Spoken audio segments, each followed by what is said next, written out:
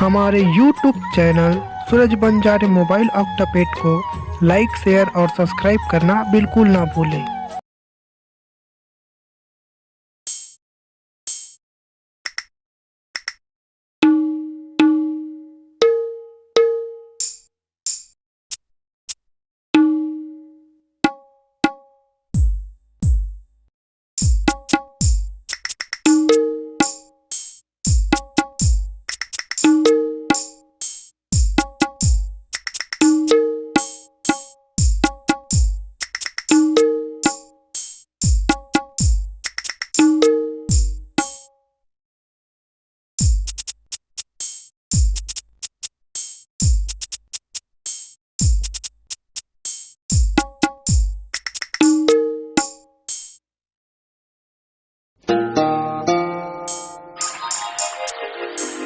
ए भाजी, जा तो तोर भैया हम पानी पलोवत थे तिहा बासिल पहुंचा देवे।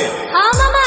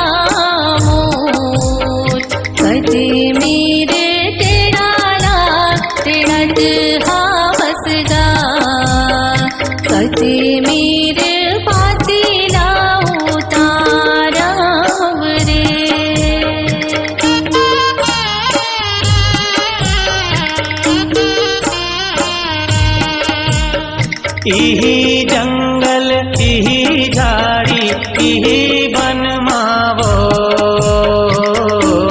आवो आवो बहिनी मोर इही मेर टेड़ाला टेड़त हावो इही मेर बासीला उतारी देवेना 5 गांठ हर दीला लेते आबेना कर सा कलोरीला लेते आबेना पर्राव बिजनाला लेते आबेना।